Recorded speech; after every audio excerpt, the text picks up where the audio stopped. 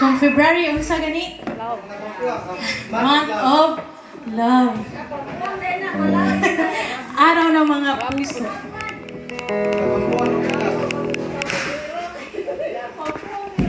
Dapat ba February ra nato ipakita ang atong gugma?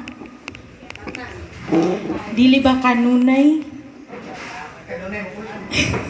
Every day, every hour, every minute. Labaw sa tanan ato kining ipakita sa atong buhi nga Dios. Kay ang gugma sa Dios para kanato walay paglubad. Bisan pa man sa atong mga kapakyasan, bisan kapilap ta mga pandol, wala gid siya motalikod kanato. Akong gihangyo ang tanan sa pagbarog.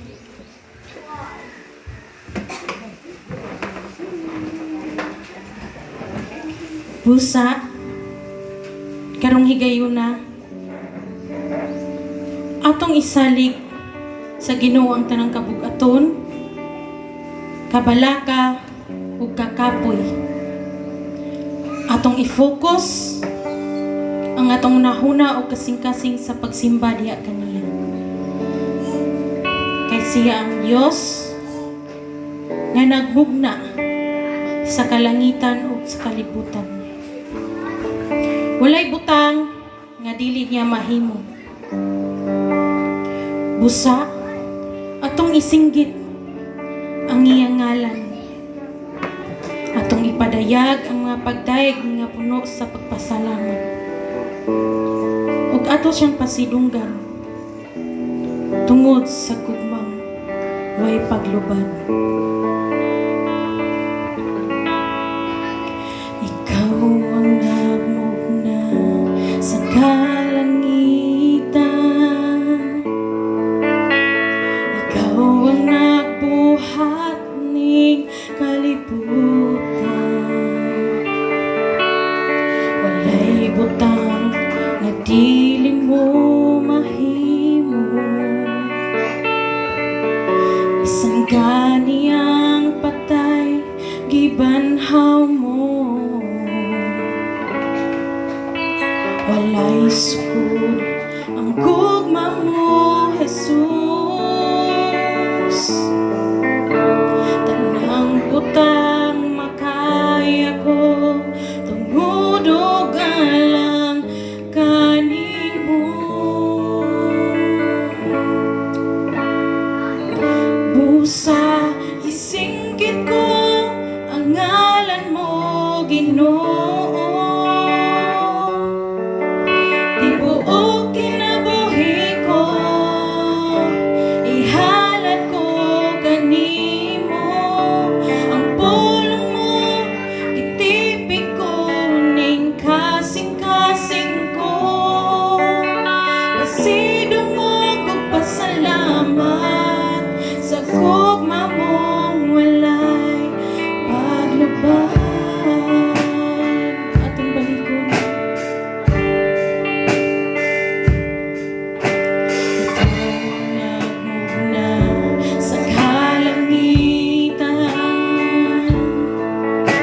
Ikaw ang nagbuhat ning kalibutan.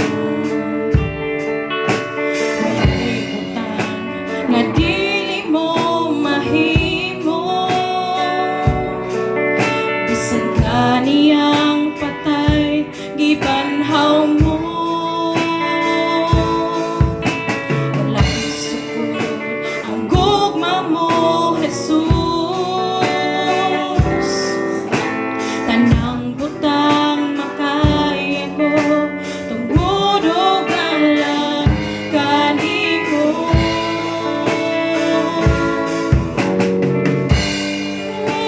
Ang ngalan mo, Ginoo,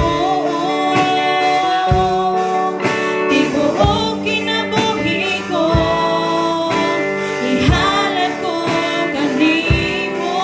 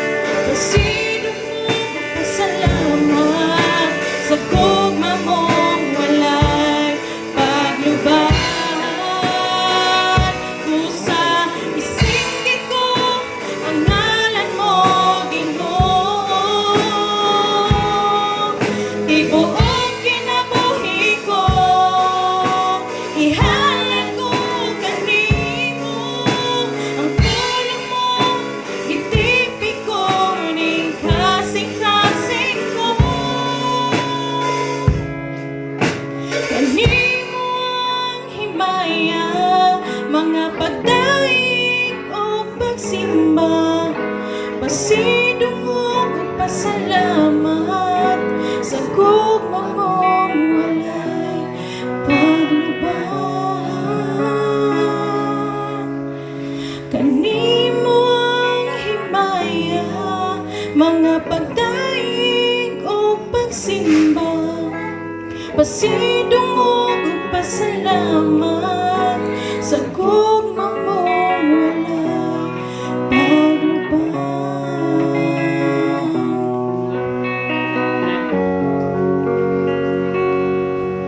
Sa gugma mong walay paglubahan.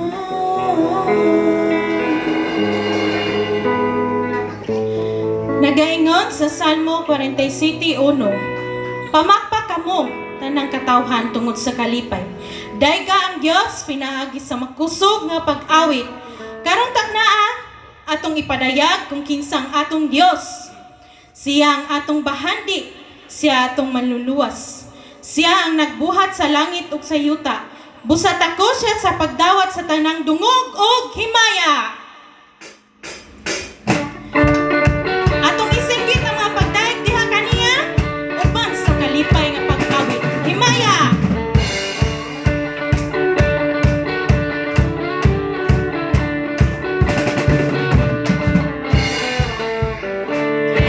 Ginoo ang kahalangdon, gahom himaya ug kadaugan.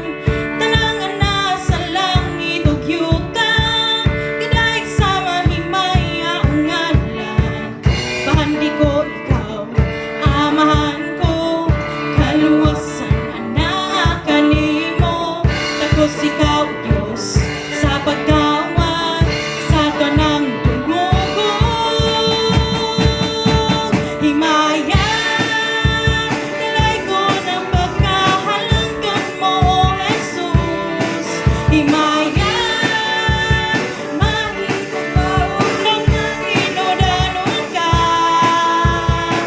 Imo Ginoo ang kahalangdon, gahom himaya ug kadaugan. Tanang ana sa langit ug yuta, ginaig sa mahimaya ug ngalan. Bahandi ko ikaw, amahan ko, kaluwasan ana kanimo. Takos ikaw Dios sa pagdawat sa tanang dungog. Himaya, dalay ko ng pagkahalangdon mo, Jesus. Himaya, mahigop maon ug mahinungdanon ka. Himaya, dalay ko ng pagkahalangdon mo, Jesus. Himaya, mahigop maon ug mahinungdanon ka. Bahandi ko ikaw, bahandi ko ikaw, amahan ko, kaluwasan ana kanimo. Takos ikaw Dios sa pagdawat sa tanang dungog. Himaya, himaya, dalay ko ng pagkahalangdon mo, Jesus. Himaya, mahigop maon ug matinudalon ka. Himaya, dalay ko ng pagkahalangdon mo, Jesus. Himaya, mahigop maon ug matinudalon ka. Himaya, way sama ang kikit kanunay maghari ka. Himaya, naimog na nasura, isinggit ang ngalan mo. Himaya, yes Lord, Father God, pagdaig na tinudanay.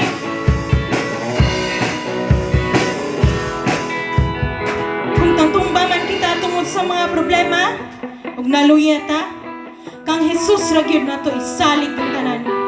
Usa karon ayaw pug niya ang pagdaig. Magdaig kita kaniya, pagdaig nga tinud-anay.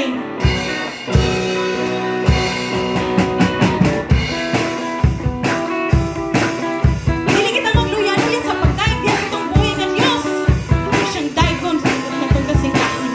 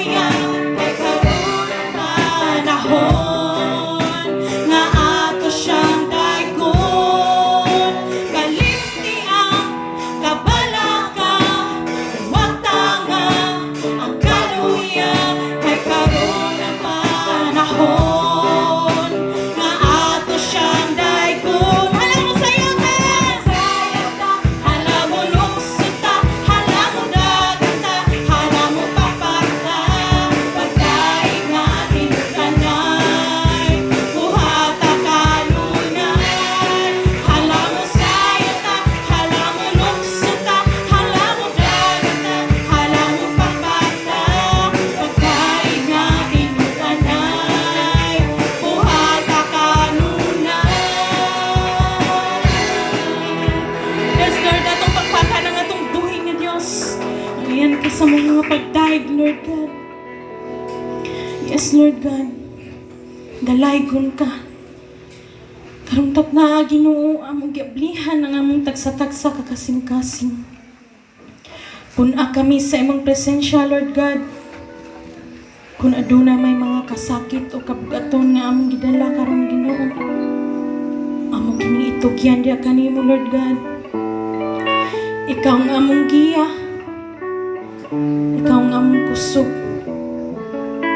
O ikaw ang among kahayag. Wala kami mahimo kung wala ka, Lord God. Usa dawata kini ang mahalad nga awit. Diyos Espiritu.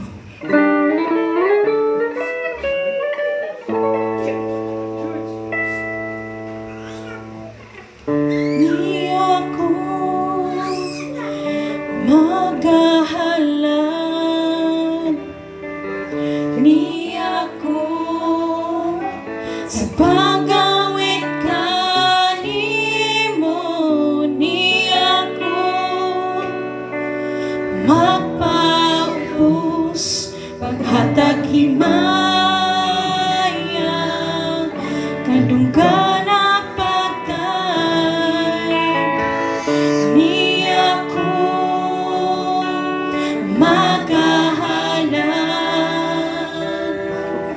di ako sa pag-awit kanimo, di ako magpaubos paghatag himaya kadunggan na pagkay. Diyos Espiritu, Diyos Espiritu,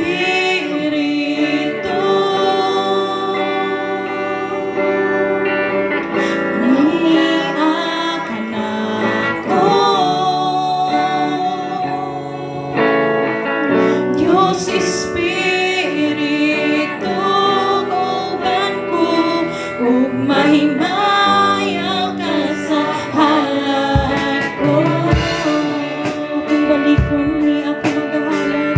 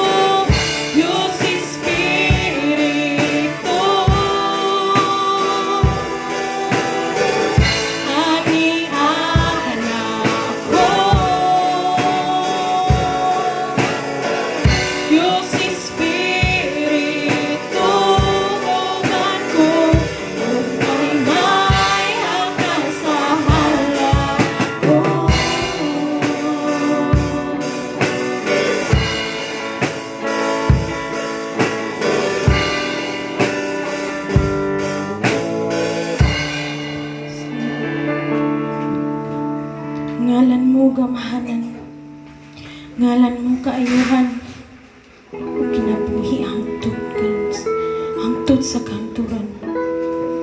Among ipadayag ang imong ngalan, Lord God. Yes, Lord.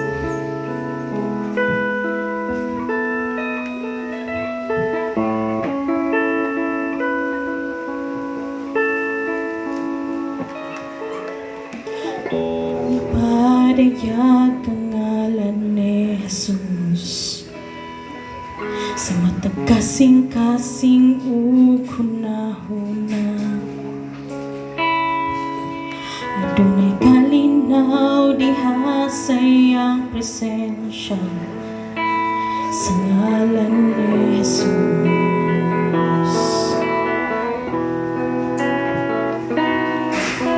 Akong ipadayag ang ngalan ni Jesus, ang tumapukan ang gahom sa kangit-ngit. Kaya dunay paglaom o kagawasan sa ngalan ni Jesus. Ngalan mo gamhanan, ngalan mo kayuhan, o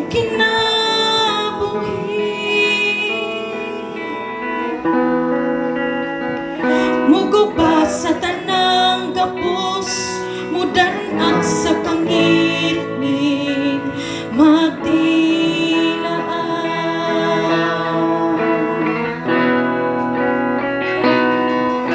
Akong ipadayag ang ngalan ni Jesus sa matagahanlog o mga kabalakan, sa matagawang puno sa mga problema, sa ngalan ni Jesus.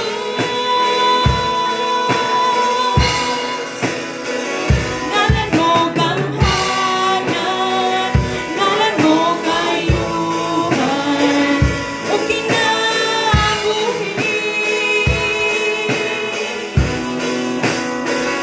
Muguba sa tanang gapos, mudan-an sa kangit-ngit, magdilaan. Ngalan mo gamhanan,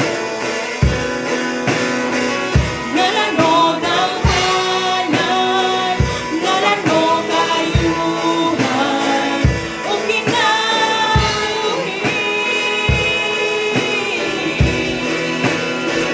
Muguba sa tanang gapos, mudan-an sa kangit-ngit, magdilaan.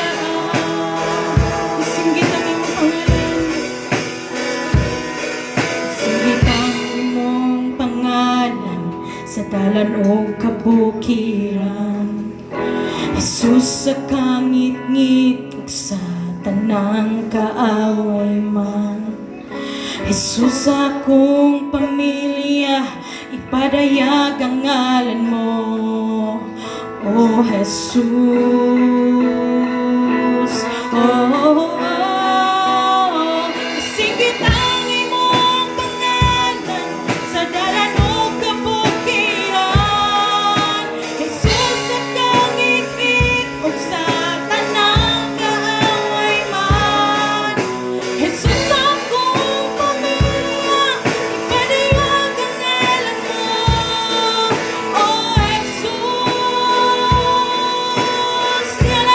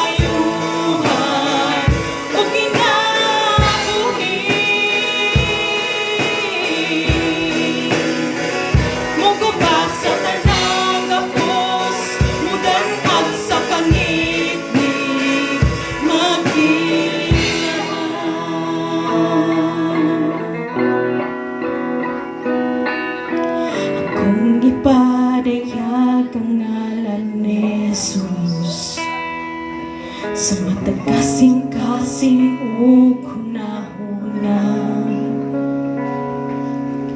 Kaya dunay kalinaw sa iyang presensya.